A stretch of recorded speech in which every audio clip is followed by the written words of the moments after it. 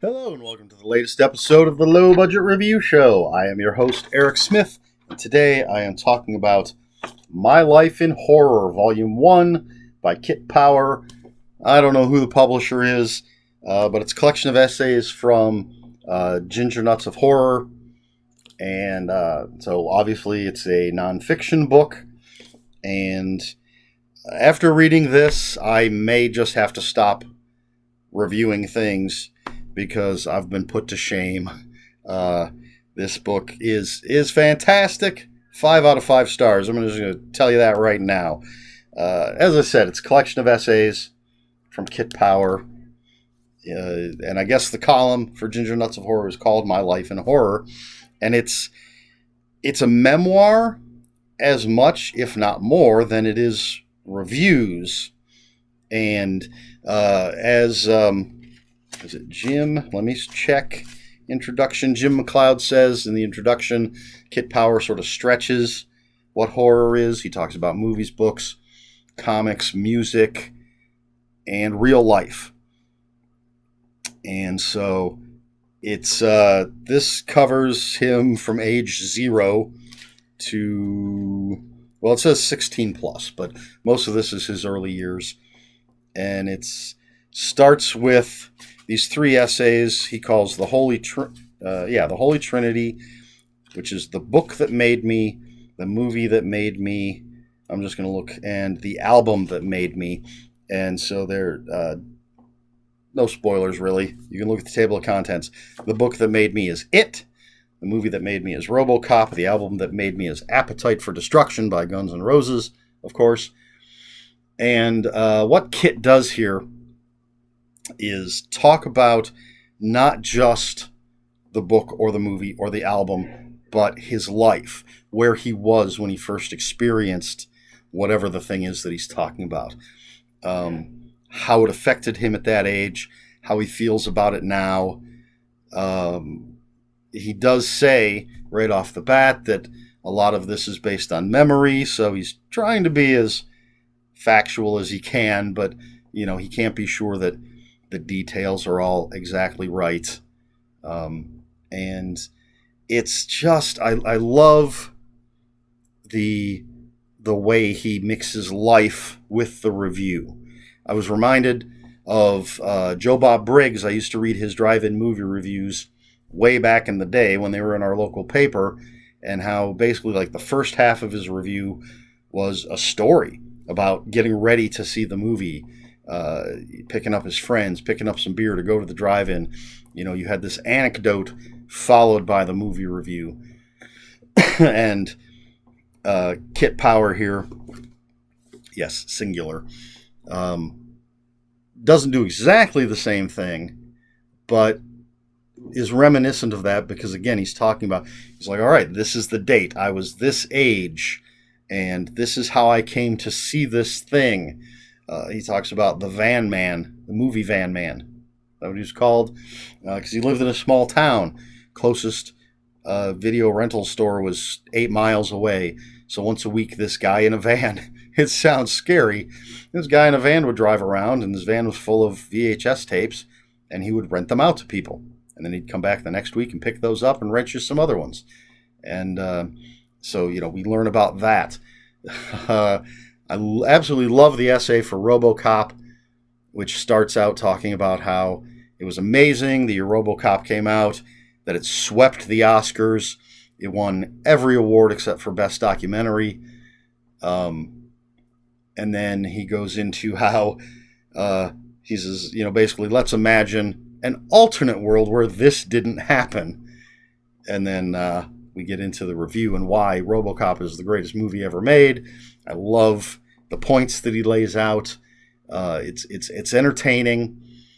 The most of the essays, well, I guess they're all entertaining. Some are heartbreaking. Some made me angry simply because of the subject matter. That's basically the real world ones, because he talks about a few real world incidences. And yeah, they should make you angry, the things he's talking about, but because they are horrific.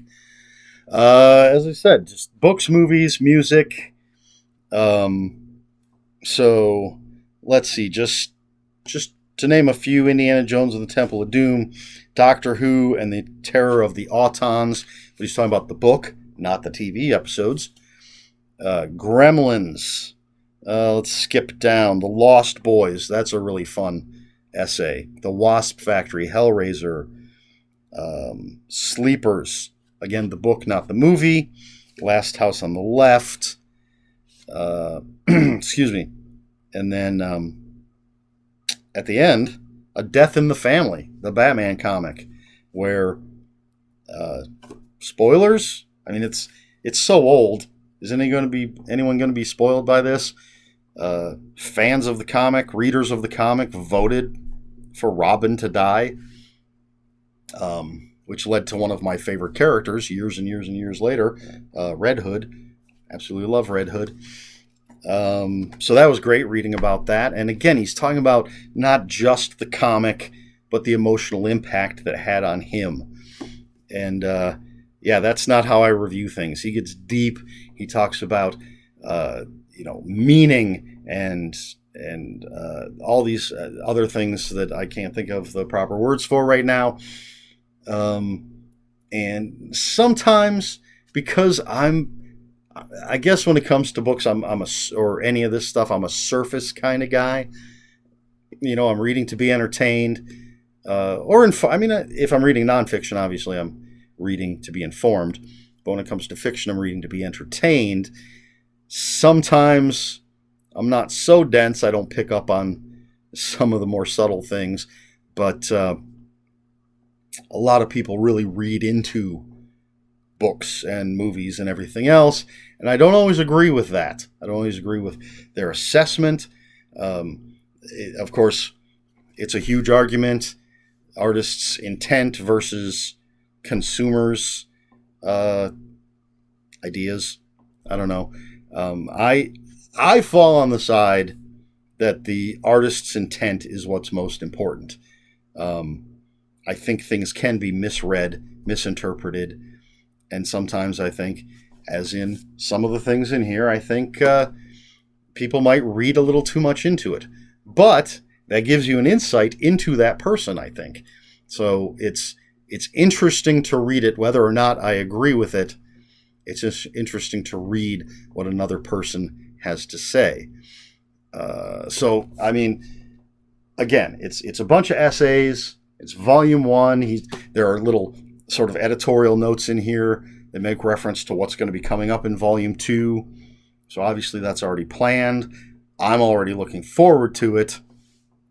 I have read, I'm not a constant reader of Ginger Nuts of Horror, but I have read quite a few things on there. I probably am wrong for not paying attention to the authors of the things that I've read on there. I don't think I have previously read any of the essays in here.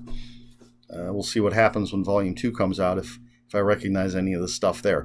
But yeah, I highly recommend this. Obviously, I gave it 5 out of 5. It's just so well written, and so it's an emotional roller coaster. It's a look not just at the books and movies and music, but at the author himself.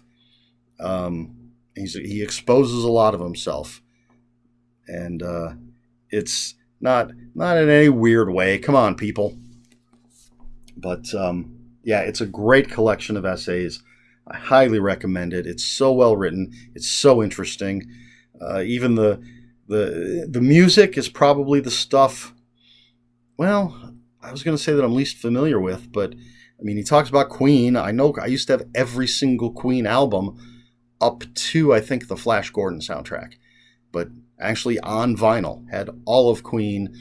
I was the first person in my social circle to listen to Appetite for Destruction and Guns N' Roses. But there's at least couple bands that one I'd never heard of before, a couple that I don't really listen to myself. But it's interesting to hear his take, how music made him feel. I think music is probably, I could be wrong, the most subjective, simply because it Music, I tend to think, would have more emotional impact, generally speaking, than movies and books. I could be completely wrong about that. Maybe that's just me. It's because I can more easily define what I like or dislike about movies and books, comics, things like that, than I can about music. You know, sometimes you hear something and sometimes it just strikes that chord with you. He does a good job of describing why it strikes a chord with him. And I'm not sure where I was going with this. Just that I think I connected more with the other essays because music is such, I think, a personal thing. More so, again, than movies and books and such. Anyway, that's My Life in Horror Volume 1 by Kit Power from Ginger Nuts of Horror, I suppose. I gave it 5 out of 5 on Goodreads. I highly recommend it. Nice bit of nonfiction, memoir, review, whatever you want to call it. So, if you have any comments, questions, or corrections, please put them in the comments below. Comments are open for spoilers. Just post a spoiler warning. We try to be polite here at the Low Budget Review Show. Although, again, it's nonfiction. How are we going to have spoilers? I don't know. Please like, share, and subscribe. If you want to keep up with me on social media, my Twitter is @Ronin5757. My Instagram is EricSmith5757. That's Eric with a K, ERIKSMITH 5757.